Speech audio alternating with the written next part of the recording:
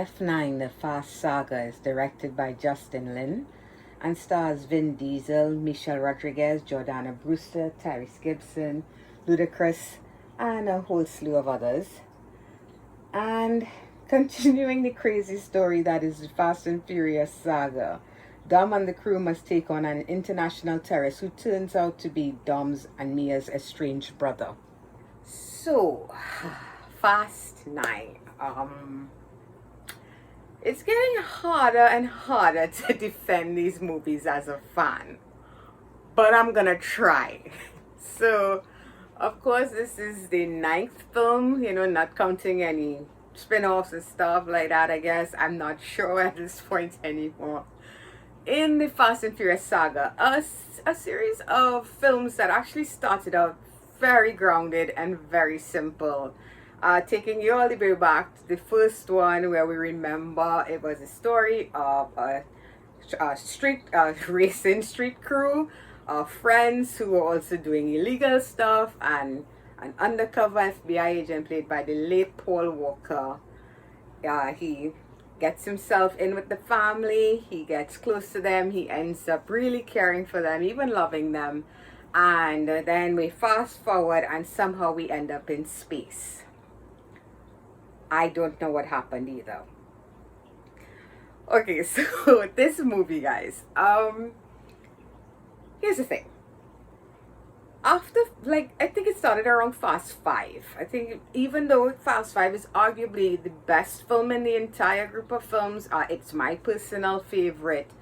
Even though, mind you, I hated it when I first saw it, but it turned out to be my favorite in the group. But that is a movie where the insanity really started, when you take a look at it. I mean, they were dragging a giant bank safe down the streets, probably murdering tons of people in the process, and we're supposed to look at them as heroes.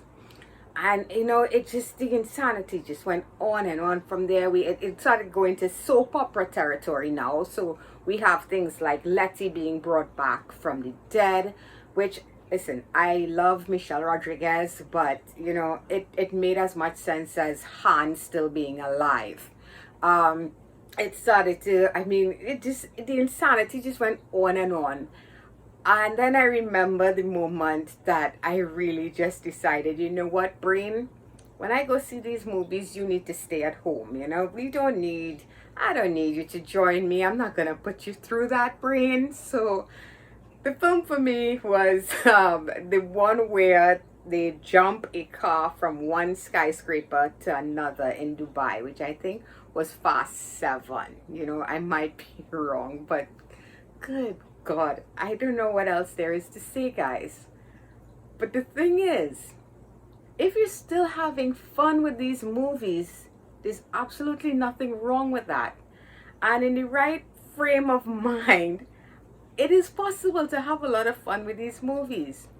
The Fast and Furious franchise has a very dedicated fan base, and I consider myself one of them. I sat down to watch this movie, and based on everything I'd seen before, all the impossible crap we know these guys have been getting away with, I expected it, and I got it, and even more. This is no longer, I don't even look at it anymore like a live action movie. I look at it as a cartoon on steroids. That's how I feel about this entire thing. These are not people anymore, they're caricatures, they're not characters. And sorry to say, I don't know if you love the first 3 films where things were still really relatively normal. The first 3 films, I think you're gonna hate this movie. But if you're one of those fans who has just embraced the insanity that somehow just manages to always one-up itself, I don't think you're gonna have an issue with this movie, at least not a huge one. So the visuals are insane, obviously. There's a lot of special effects and CG. For the most part, it works. There's parts here where it just didn't, We have the same cast of characters, and we even brought in some old ones. Any standouts for me? Not really, because by now everything is so by the numbers when it comes to these characters. There's really nothing else left to say. We see Dom and his whole family shtick. We have Jordana Brewster actually getting to do some screen work here. And listen, I really did like that fight sequence with Michelle and Jordana against the guys. You know, I don't care. Like I said, I don't care if it's realistic. I don't care, you know, how they managed to take down these guys.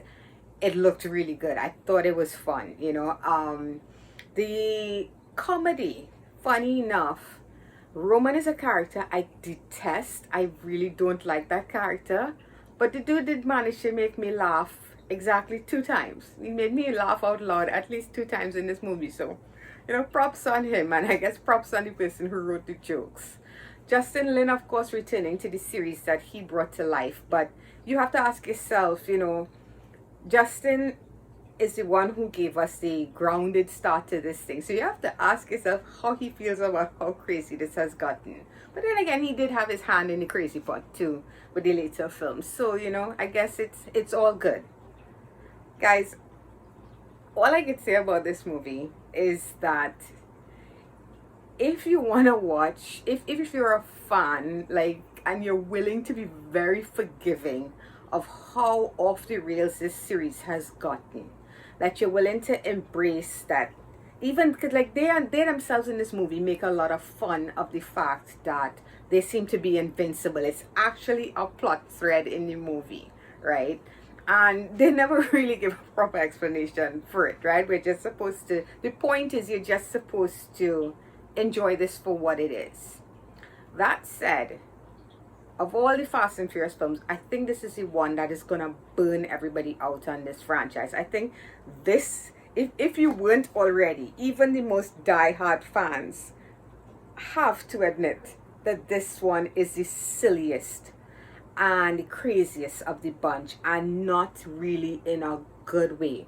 You know, what came before, we seem to, you know, I personally, I enjoyed the nonsense of it.